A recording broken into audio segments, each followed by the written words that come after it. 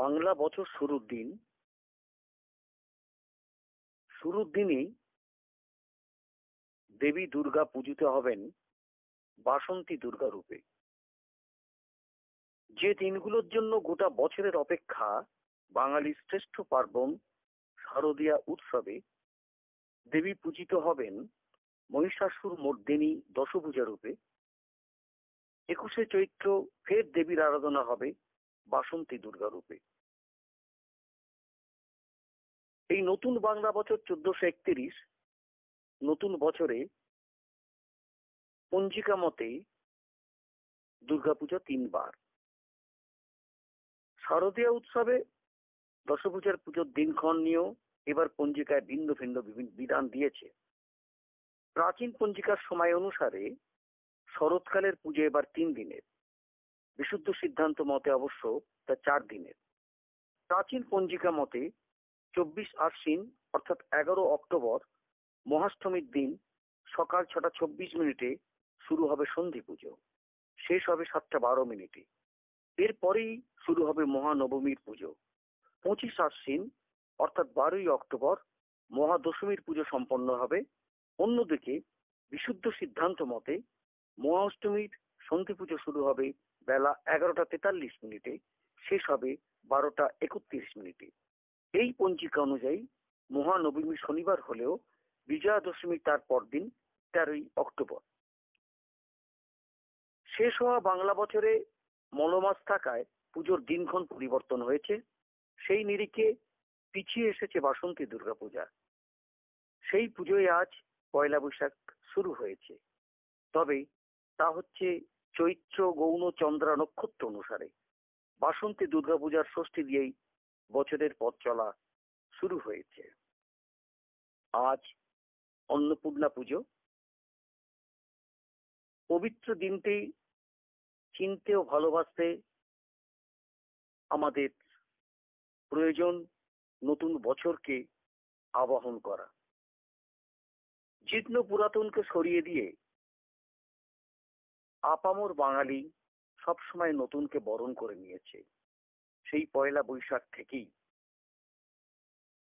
সত্যি কথা বলতে কি, এই পবিত্র দিনটিকে চিনতে বা ভালোবাসতে অর্থাৎ পয়লা বৈশাখকে শিখিয়েছিলেন কিন্তু রবীন্দ্রনাথ, আমাদের প্রাণের কবি।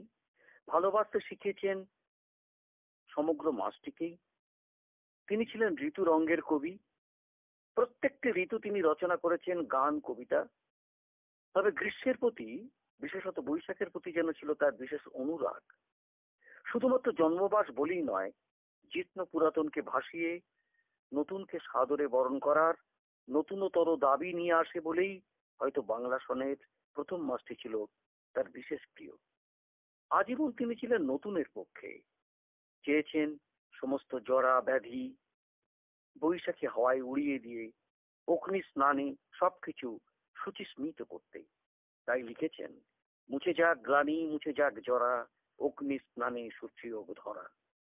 তো যাই হোক, এই নতুন বছর যেখানে শুরু হলো বাসন্তী দুর্গাপুজো দিয়ে, এবং তারপরে আজ অন্নপূর্ণা পুজো।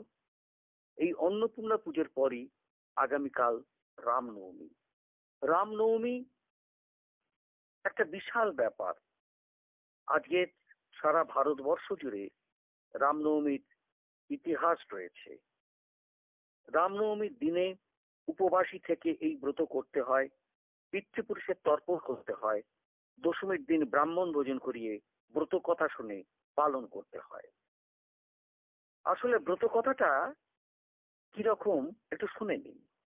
অযোধ্যার রাজা দশরথের পুত্র না হওয়ায় খুব দুঃখই ছিলেন। তখন কুলগুরু বশিষ্ঠের উপদেশে রাজা সস্ত্রীক শিব দুর্গা মন্ত্র জপ করতে লাগলেন। রাজার ভক্তিতে সন্তুষ্ট হয়ে মহাদেব তাকে দেখা দিয়ে পুত্রেষ্টি যজ্ঞ করতে লড়লেন। দশরথ অনেক চেষ্টা করলেন, হৃষ্টসিংহ মুনিকে আনিয়ে যজ্ঞ করালেন। সেই যজ্ঞের চরু খেয়ে কৌশলা গর্ভবতী হলেন। তারপর চৈত্র মাসের শুক্লপক্ষের নবমী তিথিতে পূর্ণবসু নক্ষত্র উদয়কালে শুভ যোগে শুভ লগ্নে ভগবান নারায়ণ রামচন্দ্রকে কৌশলার গর্ভ থেকে ভূমিষ্ঠ হলেন। রাজ্যে খুব আনন্দ উৎসব হলো। এই দিনটি খুবই পুণ্য দিন।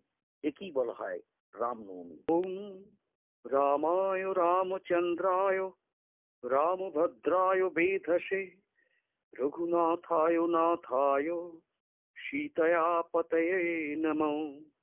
দক্ষিণে লক্ষণধ্বনি বামতো জানকী শুভ পুরত মরুতির্যৎস তং নমামি রঘুত্তমম।